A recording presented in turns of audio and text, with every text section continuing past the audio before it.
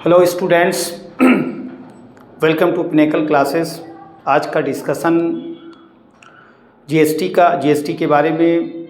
इसके पहले भी आपको फर्स्ट वीडियो में आपको बता दिया गया है जीएसटी का कॉन्सेप्ट, किस तरीके से जीएसटी कैलकुलेट करते हैं। आज थोड़ा सा कॉन्सेप्ट और प्लस एप्लीकेशन, ये दो चीज़ें कराई जाएगी। और जीएसटी के बारे में आज आप लोग को और भी उसके बारे में डिटेल जानना है। जीएसटी को डिवाइड दो टाइप्स में जीएसटी को डिवाइड किया गया, एक एसजीएसटी, एक सीजीएसटी। ठीक है ना। जीएसटी में दो तरीके का है, एक आपका है एसजीएसटी और दूसरा आपका है सीजीएसटी। एसजीएसटी का मतलब states goods and services tax.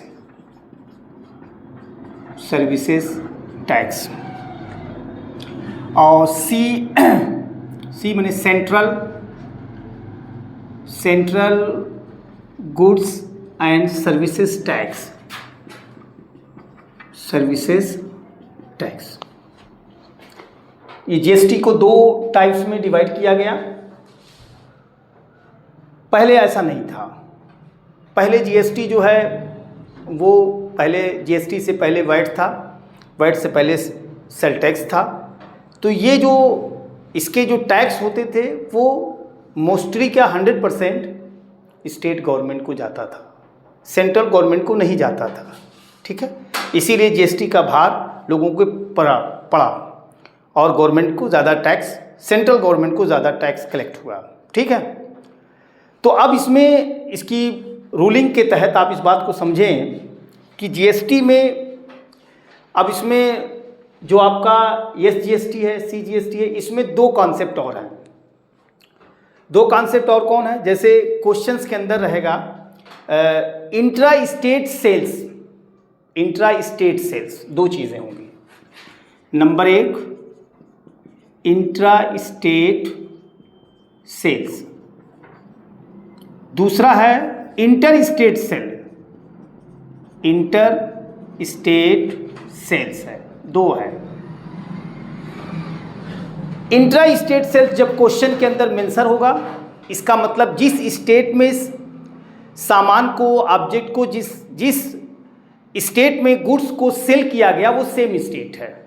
जब हम सेम स्टेट में किसी आर्टिकल को, किसी गुड्स को बेचते हैं तो आपका इंट्रा स्टेट होता है ना, आपका इंट्रा स्टेट होता है। और अगर हम क्या नाम है, किसी गुड्स को अगर हम आउट ऑफ स्टेट भेजते हैं, जैसे यूपी है तो यूपी से अगर हम बिहार सेल कर रहे हैं, या यूपी से हम बंगाल सेल कर रहे हैं, या यूपी से हम क्या कहते हैं महाराष्ट्र में सेल कर रहे हैं, किसी भी दूसरे स्टेट में अगर आप सेल कर रहे हैं तो आपको उसमें एक इंटर स्टेट में ये है, तब आपका स्टेट गवर्नमेंट टैक्स आपको नहीं लेगी, तब आपको टैक्स 100% सेंट्रल गवर्नमेंट को जाएगा। ये दो बातें आप समझिएगा। सबसे पहले अगर आपका इंट्रा स्टेट है तो इंट्रा स्टेट में क्या होता है, सेम स्टेट में किसी गुड्स को हम सेम स्टेट में किसी आर्टिकल को सेल करते हैं। सेम स्टेट में किसी आर्टिकल को क्या करते हैं, सेल करते हैं सेम स्टेट में। तो सेम स्टेट में जो सेल करते हैं तो इस कंडीशंस में क्या होता है कि GST is equally divided. GST यहाँ इक्वली डिवाइडेड है ना। इंट्रा स्टेट में क्या है कि GST equally divided between state and central. ये दो कॉन्सेप्ट आ जाएंगे। GST is equally divided between state and central अगर इंट्रा स्टेट है ना। इंट्रा स्टेट में ये चीज़ें पॉसिबल होती है, मतलब ये दो भागों में डिवाइड कर ली। मान लिया जाए कोई एग्जांपल हम लेते हैं, एक डीलर कर्नाटका में सेल करता है किसी गुड्स को, एग्जांपल हम लेते हैं इसका, है ना। A dealer sell a dealer sell goods in Karnataka, Karnataka में सेल करता है गुड्स को। तो मान लीजिए जब वर्थ 30,000 में सेल करता है। मान लीजिए जीएसटी 12% है, जीएसटी 12% है। तो एक डीलर जो सेल करता है गुड्स को कर्नाटका में, यानी सेम स्टेट में सेल करता है, डीलर भी कर्नाटका में है और सेल भी कर्नाटका में करता है, ठीक है ना। तो जीएसटी जो आपका कैलकुलेट कीजिए, अमाउंट ऑफ जीएसटी, तो ये आ जाएगा 12% ऑफ 30,000। तो 12% ऑफ 30,000 का मतलब 30,000 कितना हो गया, इसको आप मल्टीप्लाई कर देंगे, 0 0 36, यानी 3,600 इसका जीएसटी आया। लेकिन इस जीएसटी के अमाउंट में 50% जो है जीएसटी सेंट्रल गवर्नमेंट की जाएगी और 50% जीएसटी स्टेट गवर्नमेंट को जाएगी, ठीक है ना। तो इसका मतलब यहाँ पे आप लिख सकते हैं यस जीएसटी बराबर, यानी स्टेट को कितना जाएगा 3600/2 यानी 1800 रुपीज़ 1800, और यस सी जीएसटी कितना जाएगा, सी जीएसटी जो जाएगा वो आपका 1800 रुपये, जितना 1800 जाएगा ये। तो इस तरीके से आपने जीएसटी को सेम स्टेट का एक एग्जांपल हमने आपको बताया। इंट्रा स्टेट, अगर मान लीजिए कोई डीलर, इंट्रा स्टेट में क्या कॉन्सेप्ट है, इंट्रा स्टेट में जो अगर हम एक स्टेट से दूसरे स्टेट में किसी गुड्स को सेल करते हैं तो टोटल टैक्स सेंट्रल गवर्नमेंट को जाएगा, और सेंट्रल गवर्नमेंट को जो जाएगा तो उस जीएसटी को आईजीएसटी कहते हैं, उस पर आईजीएसटी लगेगा और सेंट्रल गवर्नमेंट को जाएगा। तो इंटर स्टेट में क्या होता है कि इंटर जीएसटी में आईजीएसटी लगता है, आईजीएसटी, और आईजीएसटी जो जाता है वो कहाँ जाता है, गोज टू सेंट्रल गवर्नमेंट, ये सेंट्रल गवर्नमेंट को जाता है, ठीक है ना, सेंट्रल गवर्नमेंट को जाता है ये IGST goes to central government. मान लिया जाए कोई डीलर, एग्जाम्पल के तौर पे कोई डीलर, ए डीलर सेल, अगर मान लीजिए ये डीलर है कहाँ, इन यूपी उत्तर प्रदेश में है, और वो सेल करता है गुड्स को सेल कर रहा है इन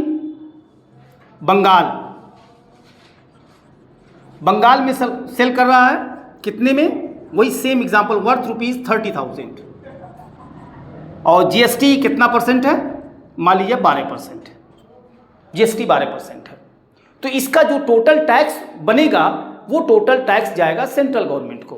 तो यहाँ पे टोटल जीएसटी निकाल लेंगे 12% जो 30,000 का निकलेगा वो 36 आएगा, यानी इसको बोलेंगे आईजीएसटी। ये टोटल टैक्स जाएगा 12% ऑफ 30,000, यानी 12% माने 12/100 ऑफ 30,000, तो ये आपका आ गया 3,600 रुपीज़। ये आईजीएसटी जो होगा वो ओनली सेंट्रल गवर्नमेंट को जाएगा।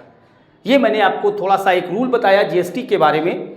और जीएसटी जो है इसमें दो पार्ट में डिवाइड किया गया, एक एसजीएसटी एक सीजीएसटी। और एसजीएसटी माने जो स्टेट में जाएगा टैक्स और जो सेंट्रल गवर्नमेंट को जाएगा। और इसमें दो कॉन्सेप्ट अलग बताए। इंट्रा स्टेट अगर रहेगा तो इंट्रा स्टेट का मतलब अगर हम किसी आर्टिकल को, किसी गुड्स को अगर हम सेम स्टेट में सेल करते हैं तो जीएसटी जो होगा दो इक्वली डिवाइड हो जाएगा बिटवीन सेंट्रल एंड स्टेट। और एक मैंने एग्जांपल दिया जीएसटी का जिसमें आपका 3600 जीएसटी बना, लेकिन वो एसजीएसटी यानी स्टेट गवर्नमेंट को 1800 रुपीज़ आएगा और सेंट्रल गवर्नमेंट को 1800 रुपीज़ आएगा। एक एग्जांपल दिया हमने इंटर स्टेट का कि अगर कोई इंटर स्टेट में क्या होता है कि अगर एक स्टेट से दूसरे स्टेट में किसी आर्टिकल्स को, किसी गुड्स को सेल करते हैं तो वो टोटली जो टैक्स होगा वो सेंट्रल गवर्नमेंट को जाएगा और सेंट्रल गवर्नमेंट को जाएगा।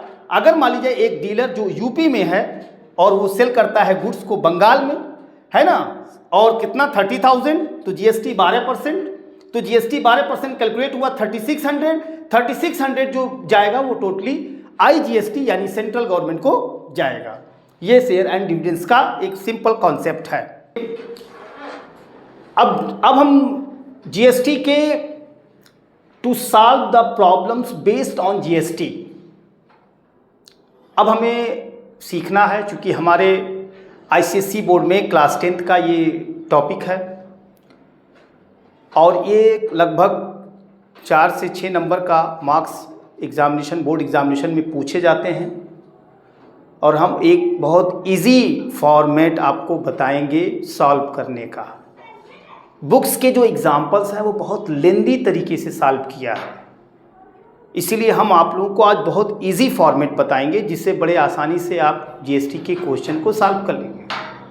ठीक है, अब GST to solve the problem based on GST, GST को सॉल्व करने के कुछ रूल, हमको लगता है कि क्लास 5th, हाँ क्लास 5th से आप क्लास 5th से या 5th से कुछ चीज़ें आप पढ़ते हैं, जैसे selling price, cost price, profit, loss, discount, इस तरह की जो चीज़ें होती हैं वो क्लास 5 से आप लोग स्टडी करते हैं।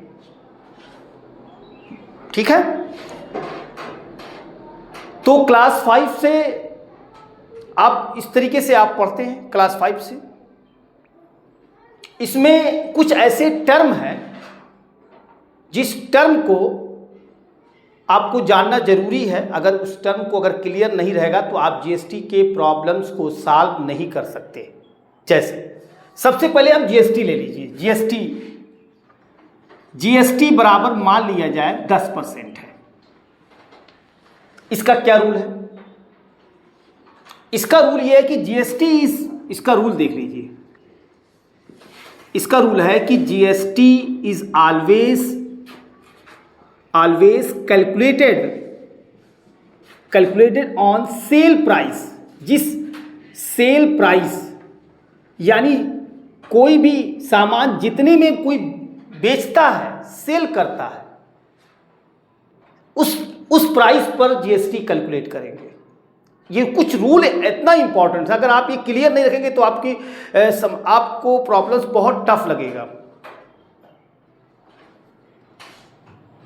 आपको प्रॉब्लम्स क्या लगेगा? बहुत टफ लगेगा। तो GST is always calculated on sale price. ठीक है, दूसरा देखिए, सेल प्राइस पे जीएसटी लगाते हैं, ये रूल नंबर 1 हो गया। ठीक है ना। दूसरी चीज है आपका आ गया कास्ट प्राइस के बारे में। आप जानते हैं कि जितने में कोई सामान खरीदता है वो कास्ट प्राइस होता है। सेल प्राइस के बारे में आप जानते हैं कि जितने में कोई चीज़ सेल करता है वो सेल प्राइस होता है। अब उसमें एक चीज़ है, उसमें जो प्रॉफिट परसेंट होता है, जैसे किसी सामान को हमने बेचा, किसी आर्टिकल, किसी गुड्स को बेचा, किसी गुड्स को अगर हमने बेचा तो 10% का प्रॉफिट हुआ। तो आप इसके कॉन्सेप्ट को भी आप समझिए, जहाँ पे प्रॉफिट लॉस आ जाएगा। एक दूसरा पॉइंट है कि अगर प्रॉफिट आ जाएगा तो आप जानते हैं प्रॉफिट बराबर होता है SP माइनस CP और लॉस बराबर होता है CP माइनस SP, ये लॉस होता है। इसमें 2 फार्मूले और भी लिख सकते हैं कि प्रॉफिट परसेंट बराबर प्रॉफिट अपान CP इंटू 100 और लॉस परसेंट बराबर होता है लॉस अपान CP इंटू 100, ये लॉस बराबर होता है। इसका रूल क्या है? इसके रूल को थोड़ा सा जान लीजिए। इसका रूल ये है कि प्रॉफिट परसेंट या loss percent is always calculated on cost price CP। हमेशा याद रखिएगा कि जो प्रॉफिट परसेंट या लॉस परसेंट कैलकुलेट करेंगे वो CP पे करेंगे। ये भी आपको प्रॉब्लम्स, जब जीएसटी के बेसिस पे प्रॉब्लम्स आप सॉल्व करेंगे तो ये भी रूल का अप्लाई होगा। ठीक है। तीसरी चीज है, तीसरा चीज आता है डिस्काउंट। जैसा कि आप जानते हैं कि डिस्काउंट बराबर होता है mark price minus selling price.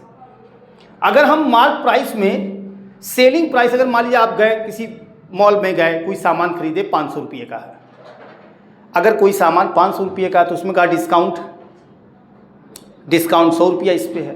तो जब डिस्काउंट 100 रुपया है तो 500 रुपये का जो मार्क प्राइस है उसमें डिस्काउंट को माइनस करेगा।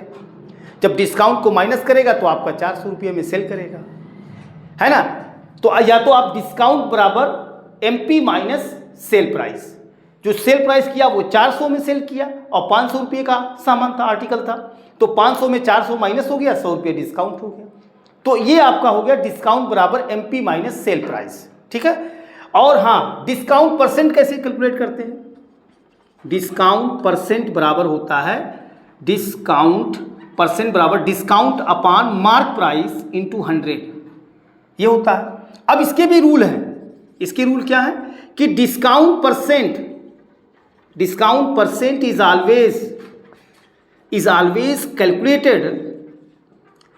Always calculated on mark price. Mark price पे ही कैलकुलेट करते हैं। देखिए ध्यान से, आपने देखा कि मैंने इसमें आपको बताया कि जीएसटी किस में कैलकुलेट करते हैं? सेल प्राइस पर। प्रॉफिट परसेंट या लॉस परसेंट किस पे कैलकुलेट करते हैं? कॉस्ट प्राइस पे। और डिस्काउंट परसेंट जो कैलकुलेट करते हैं वो मार्क प्राइस पे कैलकुलेट करते हैं। ये चीज़ें हैं, ठीक है ना।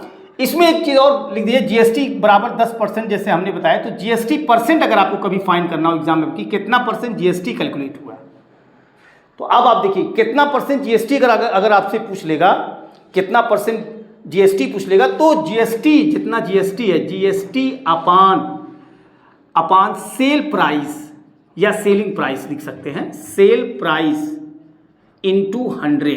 इस तरीके से हम जो है जीएसटी परसेंट कैलकुलेट कर सकते हैं। जीएसटी परसेंट बराबर जीएसटी अपान सेल प्राइस इंटू 100, ठीक है ना। तो ये कुछ ऐसे बेसिक रूल हैं जिससे जीएसटी के जो प्रॉब्लम्स को हम सॉल्व करते हैं।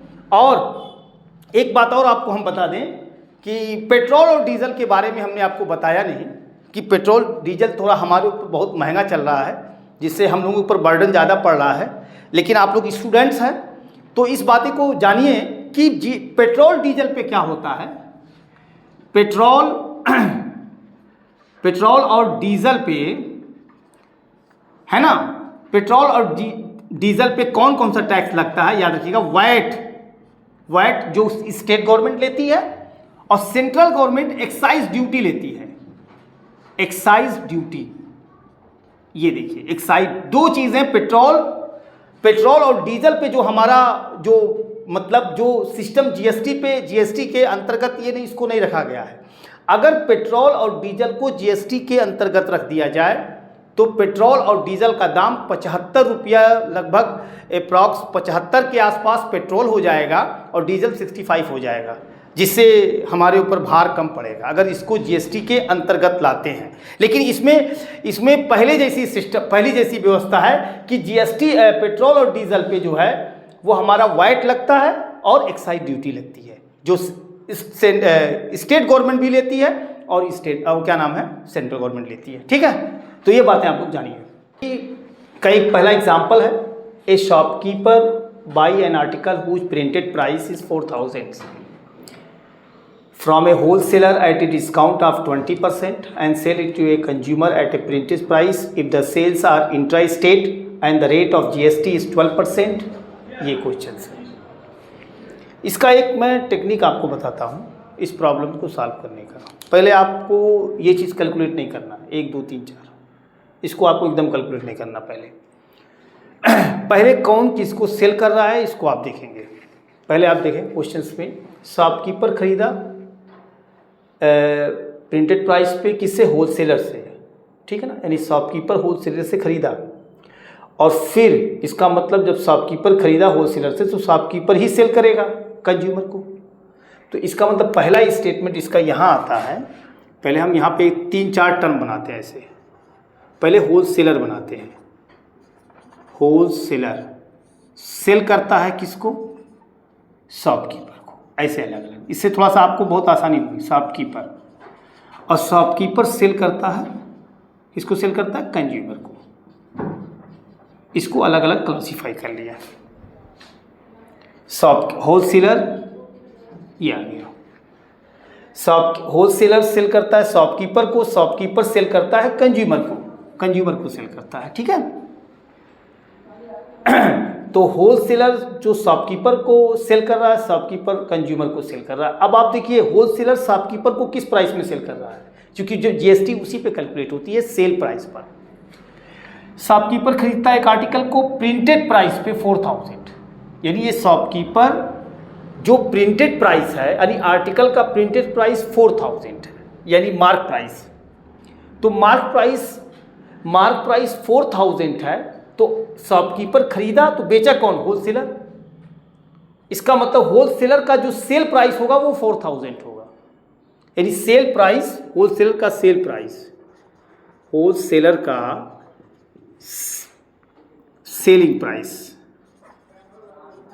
सेलिंग प्राइस हो जाएगा 4000। भाई जब होलसेलर जो है 4000 में बेचेगा तभी शॉपकीपर खरीदेगा। ये दोनों बातें ध्यान, कोई आदमी, ये बात तो अब कॉमन सी बात है कि एक आदमी जितने में बेचेगा अगला उतने में खरीदेगा। तो इसका मतलब शॉपकीपर खरीदा, इसका मतलब होलसेलर ने बेचा, इस बात को। और जब होलसेलर बेचा तो जाहिर सी बात है जीएसटी इस पर कैलकुलेट होगा। हाँ एक बात और भी, शॉपकीपर बाई खरीदता है an article whose printed price is 4000 from a wholesaler at a discount of 20%, यानी 20% डिस्काउंट पे खरीदता है। तो जब 20% डिस्काउंट पे खरीदता है तो जाहिर सी बात है डिस्काउंट मार्क प्राइस पे लगता है, तो 20% माइनस हो जाएगा 4000। तो ये आपका आ जाएगा 4000 माइनस 20% ऑफ 4000 ये कैंसिल हो जाएगा। तो इसका मतलब आएगा 4000 माइनस 4 2 जा 800 डिस्काउंट। 800 डिस्काउंट का मतलब 3200 रुपया में, 3200 रुपीज़ में ये होलसेलर का सेल प्राइस है। तो होलसेलर का ये सेल प्राइस है 3200 रुपया, ठीक है। तब जाहिर सी बात है जितने में सेल करेगा उतने में जीएसटी कैलकुलेट होगी। अब जीएसटी निकाल लीजिए, amount of GST, amount of GST क्या परसेंट है? अमाउंट ऑफ जीएसटी आपका 12% है, तो 12% निकाल लीजिए। 12% ऑफ रुपीज़ 3200, इसका जीएसटी हम कैलकुलेट कर ले रहे हैं 3200। तो ये आपका हो जाएगा 12 दूना 24 बाय 36, 384 रुपीज़ 24, ठीक है। 384 रुपये जीएसटी बना, ये बात हो गई। अब जीएसटी बना, अब जाहिर सी बात, अभी हम इस 4 ऑप्शन पे नहीं आएंगे, याद रखिए, ये बाद में हम इस पर डिस्कस करेंगे। पहले हम सब कैलकुलेट कर लेंगे कौन किसको बेचा, पहले पूरा जीएसटी कैलकुलेट कर लेते हैं, फिर लास्ट में आंसर लिख देंगे, ठीक है। पहला चरण हो गया, होलसेलर ने शॉपकीपर को बेचा। तो होलसेलर ने शॉपकीपर को बेचा तो आपका ये 3200 रुपया प्लस जीएसटी, ये दोनों पैसा किससे लेगा? होलसेलर लेगा, किससे? शॉपकीपर से लेगा। होलसेलर ने बेचा तो होलसेलर ने जिसने में बेचा वो भी लेगा, और जो उसका टैक्स बनता है वो भी लेगा शॉपकीपर से। अब आगे देखते क्या करता है। शॉपकीपर फिर सेल करता है, शॉपकीपर ही सेल कर रहा है it to a consumer at a printed price, यानी जो शॉपकीपर कंज्यूमर को जो सेल कर रहा है वो प्रिंटेड प्राइस पे सेल कर रहा है।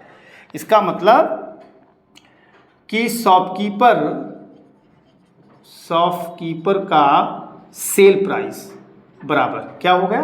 प्रिंटेड प्राइस पे सेल कर रहा है consumer at the printed price, और प्रिंटेड प्राइस 4000 है, यानी 4000 पे ये कंज्यूमर को सेल करता है, यानी शॉपकीपर का सेलिंग प्राइस आ गया 4000, कि शॉपकीपर जो है 4000 में कैलकुलेट करता है, मतलब 4000 में बेचता है। अब इसका जीएसटी 12% निकाल लीजिए। जीएसटी का अमाउंट 12% ऑफ 4000, तो 4000 यानी 12/100 ऑफ 4000, ये आपका कैंसिल हो गया, यानी 480 रुपीज़ में ये जीएसटी बना। बस अब तो हमको नहीं लगता दुई स्टेप है, एक होलसेलर शॉपकीपर को सेल किया और शॉपकीपर कंज्यूमर को किया, यानी शॉपकीपर का जो सेल प्राइस है वो टू कंज्यूमर को है। और आपका चूंकि इंट्रा स्टेट है तो इंट्रा स्टेट का मतलब सेम स्टेट पे, सेम स्टेट में आपका जो टैक्स आपका स्टेट गवर्नमेंट में जाएगा वही टैक्स आपका सेंट्रल गवर्नमेंट में जाएगा।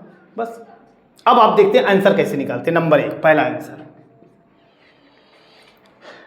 क्या है? द प्राइस, पहले आंसर में कह रहा है the price of the article inclusive GST at which shopkeeper bought it, यानी शॉपकीपर ने खरीदते समय कितना पैसा दिया होलसेलर को, इंक्लूड करके, जीएसटी इंक्लूड करके कितना पैसा दिया। तो पहला स्टेटमेंट है द प्राइस ऑफ आर्टिकल, तो इंक्लूसिव जीएसटी थोड़ा शार्ट लिख दीजिए, the price the price of the article inclusive of GST at which shopkeeper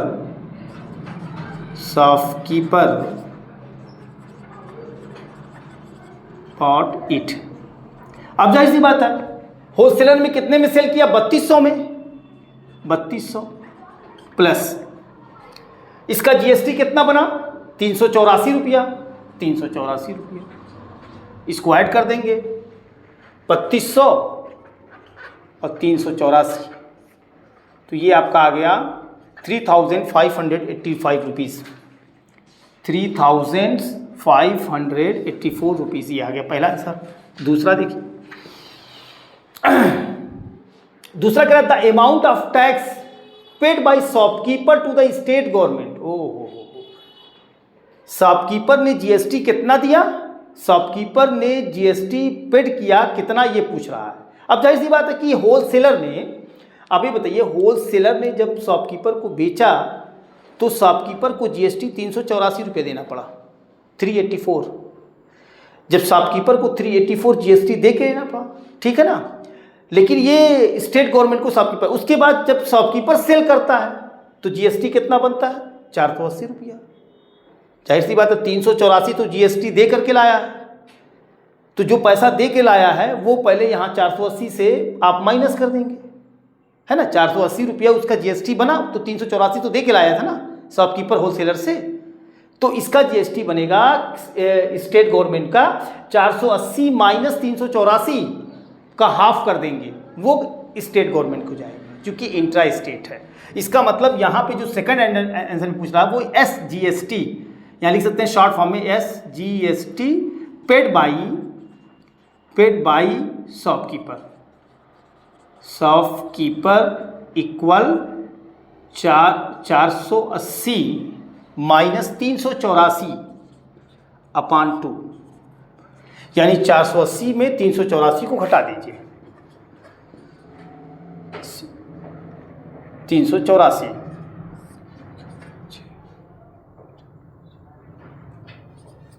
96, और 96 का हाफ होगा कितना आ जाएगा? 48 रुपीज़ जो है ये पेड करेगा स्टेट गवर्नमेंट को शॉपकीपर। दूसरा आंसर आ गया। देखिए पहले आप पूरा कैलकुलेट कर लीजिए, फिर आप स्टेप बाय स्टेप आंसर बहुत आसानी से निकाल सकते हैं, बहुत शॉर्ट में आंसर आएगा। किताब तो हमें बहुत लेंदी दिया प्रोसेस, वो प्रोसेस का बिल्कुल भूल करके अप्लाई मत कीजिएगा, ये जान लीजिएगा। तीसरा क्या कह रहा है? तीसरा कह रहा है कि the amount of tax under GST receive by central government. देखिए सेंट्रल गवर्नमेंट कितना GST रिसीव किया, है ना, इंट्रा स्टेट है, तो इंट्रा स्टेट में क्या होगा कि जो सेल करेगा, ऐसे समझिए, इंट्रा स्टेट में जो सेल करेगा वो 50% स्टेट को देगा, 50% सेंट्रल को देगा, ठीक है ना। और इसका मतलब यहाँ तो SGST आपका 48 आ गया, तो SGST आपका सेंट्रल गवर्नमेंट का भी आ जाएगा, ये वाला शॉपकीपर वाला। लेकिन ये भी तो दे रहा है होलसेलर, जो होलसेलर सेल कर रहा है वो कितना टैक्स? 384 रुपया बना। कितना बना? 384 रुपया। तो इसमें ये कह रहा है कि the amount of tax received by central government, central government कितना पैसा रिसीव कर रहा है, ठीक है ना। तो कितना पैसा आप रिसीव करेगा बताइए, हैं?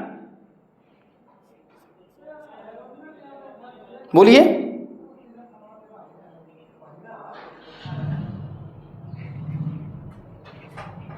देखिए बहुत सिंपल सी बात है, ये जो होलसेलर का GST बना इसका आधा कर दीजिए, आधा होलसेलर का जो GST बना, आधा पैसा किसको जाएगा?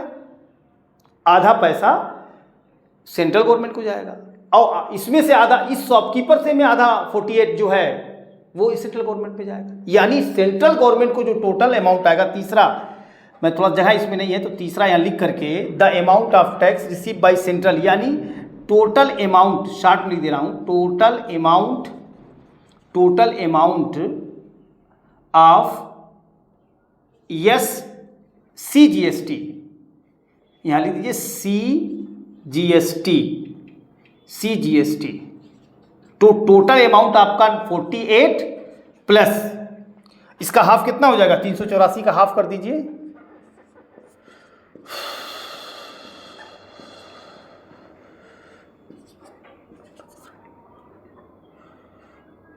अच्छा ये 8, 192, तो ये आपका 192 आ जाएगा। तो 192 का मतलब 8 2 10, 8 2 10, 9 1 10 14, 240 रुपया। ये 240 रुपया जो है इसको आपको कि कौन देगा, टोटल अमाउंट ऑफ CGST। ये थर्ड आंसर है। 192 और 48, 192 और 48 को ऐड करेंगे 240 रुपया, सही है। 240 रुपया का जो अमाउंट होगा वो कौन पाएगा, सेंट्रल गवर्नमेंट पाएगा। इसलिए टोटल अमाउंट ऑफ CGST का मतलब सेंट्रल कितना कलेक्ट करेगा, सेंट्रल कितना रिसीव होगा। ये तीसरा आंसर आ गया 240 रुपया। अब आप देखिए चौथा क्या है, the amount which the consumer पे द फॉर द आर्टिकल। अब ये कह रहा कि जाहिर सी बात है लास्ट में आर्टिकल जो है को कंज्यूमर भाई पैसा कितना देगा, तो कंज्यूमर को कौन बेचा, कंज्यूमर को कौन बेचा, शॉपकीपर। शॉपकीपर ने कितने में बेचा, 4000। शॉपकीपर का GST कितना बना, 480।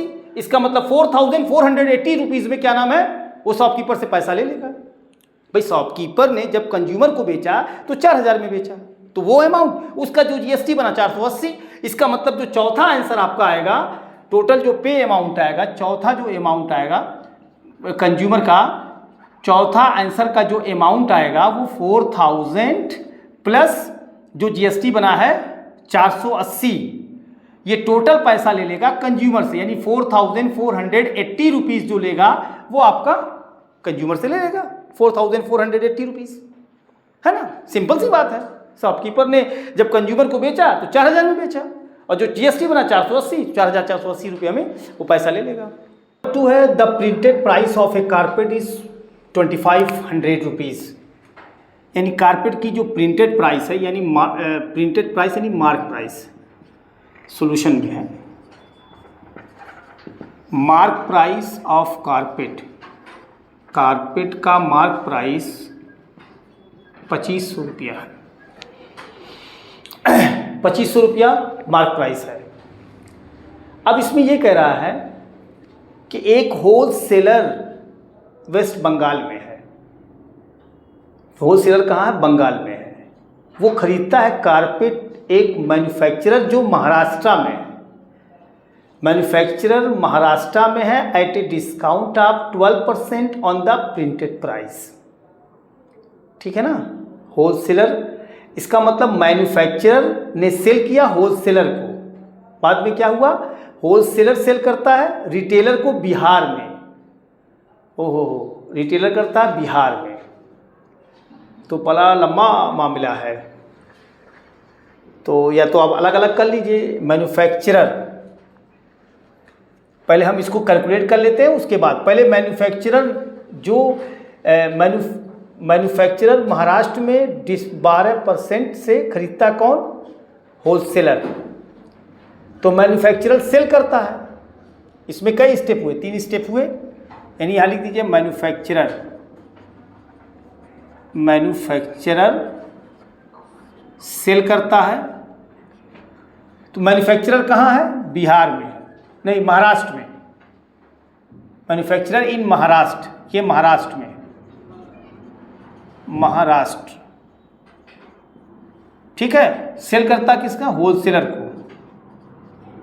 होलसेलर कहाँ का है, वेस्ट बंगाल का है,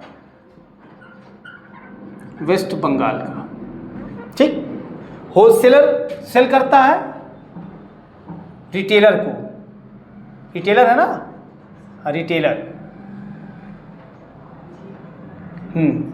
होलसेलर जो सेल करता है वो रिटेलर को, रिटेलर कहाँ है, बिहार। ओहो, इसमें मसला तो कुल आउट ऑफ स्टेट है। इससे क्या है कि थोड़ा सा आप लोग की आसानी होगी समझने में। सेल करता है। बस अब कितने, अब आपको दो चीज़ निकालना है, बात को ध्यान से समझिएगा, दो चीज़ निकालना है। जो सेल कर रहा है उसका sale price GST, wholesaler sell कर रहा है, कितने में सेल कर रहा है रिटेलर को, उसका सेल प्राइस जीएसटी। उसके बाद ये चारों आंसर लिख दीजिए, आंसर आ गया। कुछ करना ही नहीं इसमें, दो चीज़ें आपको निकालना है। किताब में तो मारे को लंबा इतना बड़े बड़े पोथी में कहा मैं सॉल्व किया, कुछ करना ही नहीं इसके अंदर है। इस पर बहुत सिंपल तरीके से हम बता दे रहे हैं, बहुत आसानी से आपको समझ में आ जाएगा, बहुत मुश्किल चीज़ नहीं है, बहुत आसान है। देखिए पहला हम निकालते हैं, मैन्युफैक्चरर सेल कर रहा कितने में, होलसेलर ने जो खरीदा है मैन्युफैक्चरर से, है ना, महाराष्ट्र में, वो 12% डिस्काउंट में खरीदा है। इसका मतलब मैन्युफैक्चरर, देखिए मैन्युफैक्चरर का sale price SP, sale price, manufacturer जो सेल कर रहा है ना, उसका सेल प्राइस निकालना कितने का, जो मैन्युफैक्चरर का सेल प्राइस है 12% डिस्काउंट, यानी डिस्काउंट मार्क प्राइस पे लगता है, तो 2500 माइनस 12% ऑफ 2500। चूंकि आप जानते हैं कि डिस्काउंट परसेंट मार्क प्राइस पे है और मार्क प्राइस आपका 2500 है। अब इसको कैलकुलेट कर लीजिए, 2500 माइनस 12%, 12% का मतलब 2 जीरो कैंसिल हो गया, 2500, 12 पंजे 60, 12 24, 36, 300, 2500 में 300, 2200 रुपया जो में वो खरीदा कौन, मैन्युफैक्चरर ने सेल किया, मैन्युफैक्चरर ने सेल किया और होलसेलर ने खरीदा 2200 में। इसका ये सेलिंग प्राइस, होलसेलर का कॉस्ट प्राइस। हमेशा याद रखिए, जितने में कोई चीज़ सेल करेगा, मैन्युफैक्चरर सेल कर रहा है तो ये मैन्युफैक्चरर का एसपी है और वो होलसेलर का सीपी है।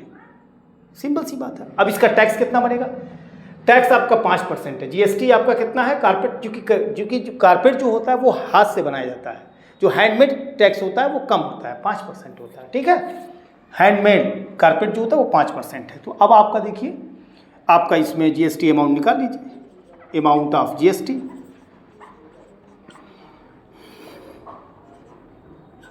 अमाउंट ऑफ जीएसटी कितना हुआ 5%, तो 5% ऑफ 2200, तो 5% ऑफ 2200 का मतलब ये आपका कितना आ गया, 110 रुपया जीएसटी बन गया। अभी हम कौन किसको देगा, अभी हम उस पर नहीं जा रहे हैं, बहुत सिंपल से अभी कैलकुलेट कर रहे हैं। पहले आप कैलकुलेट कर लीजिए, पूरा जीएसटी कैलकुलेट कर लिया, मैन्युफैक्चरर का सेल प्राइस। अब मैन्युफैक्चरर का जो सेल प्राइस होगा वो क्या होगा, होलसेलर का, वो होलसेलर का कास्ट प्राइस होगा, सीपी 2200, ये होलसेलर का कास्ट प्राइस है सीपी। तो होलसेलर का कास्ट, तो होलसेलर क्या सेल कर रहा है, होलसेलर का ये सीपी है। Wholesaler sell the carpet to a retailer in Bihar, Bihar में ये मतलब सेल करता है रिटेलर को at 32% above the mark price. ये होलसेलर का सीपी 2200 है, लेकिन ये तो क्वेश्चन कह रहा है कि होलसेलर जो है वो बेचता है कारपेट को बिहार में 32% एबव द मार्क प्राइस, यानी इसकी जरूरत नहीं पड़ रही है सीपी की, है ना। यानी जो मार्क प्राइस 2500 लगा है, उस पर जो टैग 2500 रुपये का मार्क प्राइस लगा है, उससे 32% एबव में सेल कर रहा है कौन, होलसेलर। अब होलसेलर का सेलिंग प्राइस लिख दो, होलसेलर का एसपी कितने, 2500 प्लस क्या percent, 32% above the mark price, 32% mark price में, मार्क प्राइस से 32% एवं में वो सेल कर रहा है। चलिए निकालिए 2500, तो 32/100, 2500 कैंसिल हो गया, 2500 32 में 25 का मल्टीप्लाई कर लें, 10 5 10 5 15 16,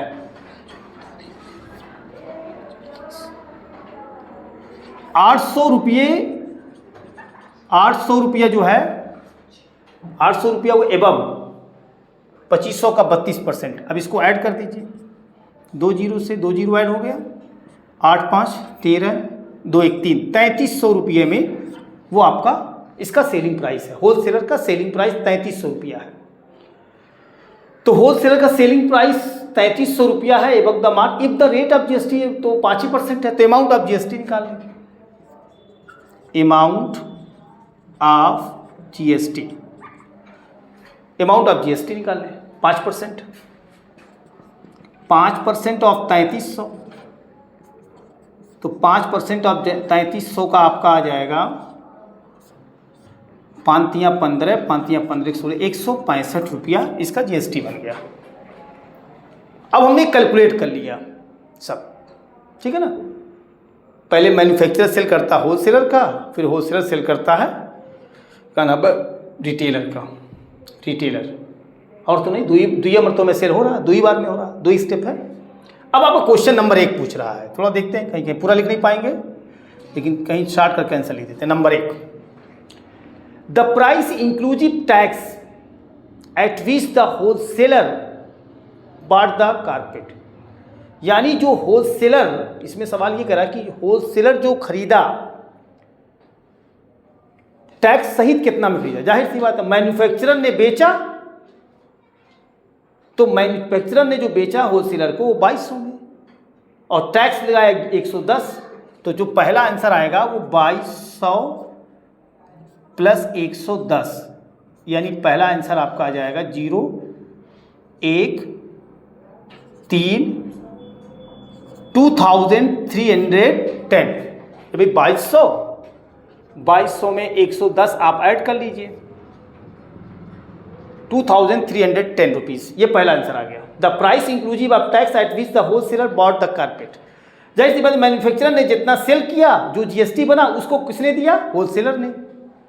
होलसेलर ने वो पैसा दिया मैन्युफैक्चरर को 2310 रुपया। दूसरा answer, the price inclusive of tax at which the retailer,